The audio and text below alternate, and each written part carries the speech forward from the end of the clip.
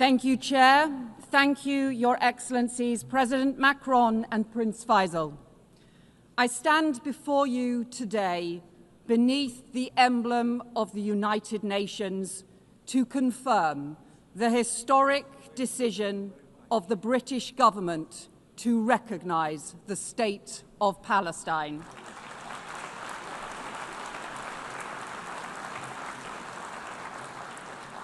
This step, alongside friends and partners, reflects a long-standing truth that statehood is the inalienable right of the Palestinian people and that two states is the only path to security and lasting peace for Israelis and Palestinians alike. But it also reflects a grave reality. The two-state solution that for decades has commanded global support is in profound peril. From continued bloodshed, man-made famine, terrorism and hostage-taking, settlement expansion and settler violence. And Hamas terrorists continue to hold hostages seized in the barbaric attack of October 7th, prolonging the unimaginable anguish of their families. And in Gaza, the unbearable humanitarian catastrophe worsens as the Netanyahu government chooses to escalate war and hold back aid. Children dying of starvation while food rots at the border. And settlement expansion threatens the very viability of a Palestinian state. The two-state solution risks disappearing beneath the rubble. That is what extremists on all sides want, but we refuse to let hope be lost. Recognition is born of urgency and principle, alongside our unwavering support for the security of Israel and its people. This pathway is the opposite of Hamas's hateful vision, and this process around recognition has helped cement the rejection of Hamas across the Arab world, alongside new reforms to the Palestinian Authority, because there can be no role for Hamas in the future governance of Palestine. But recognition must be a spur, not a substitute for urgent action.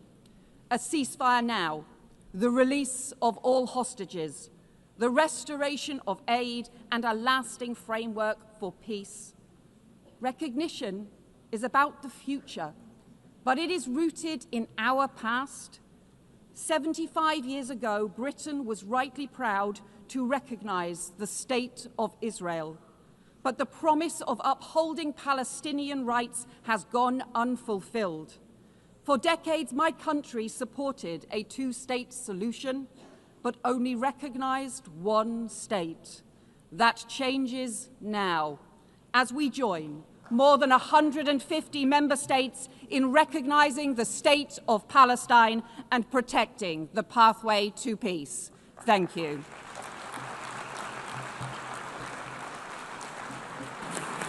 Thank you. I thank Her Excellency, and I give the floor to the Foreign Minister of Mexico.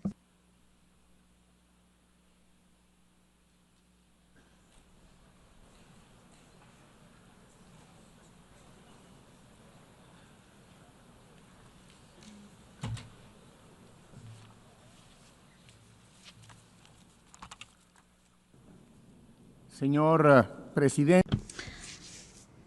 Mr. President, Excellencies, we are all concerned by the grave crises in the Middle East.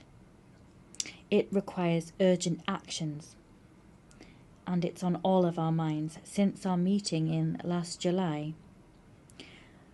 we have seen confirmation of a famine in Gaza, and the Independent International Commission of Inquiry on the Occupied Palestinian Territory has concluded that genocide has been committed in the Gaza Strip.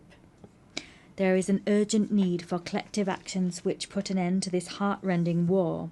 We need to see a just, peaceful and lasting arrangement based on the effective implementation of the two-state solutions. This should allow a safe and prosperous future for all countries in the region.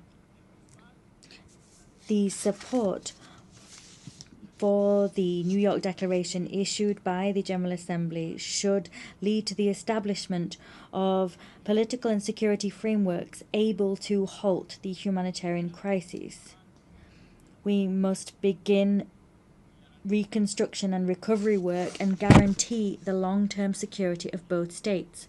Mexico recognizes these steps taken by all mediating countries to immediately achieve a definitive ceasefire and the release of all hostages.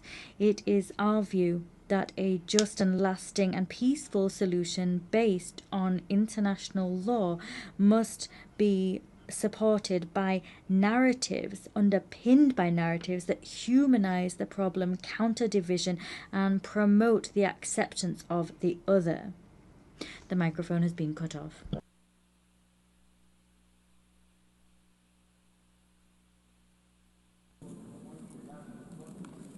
Your Excellency,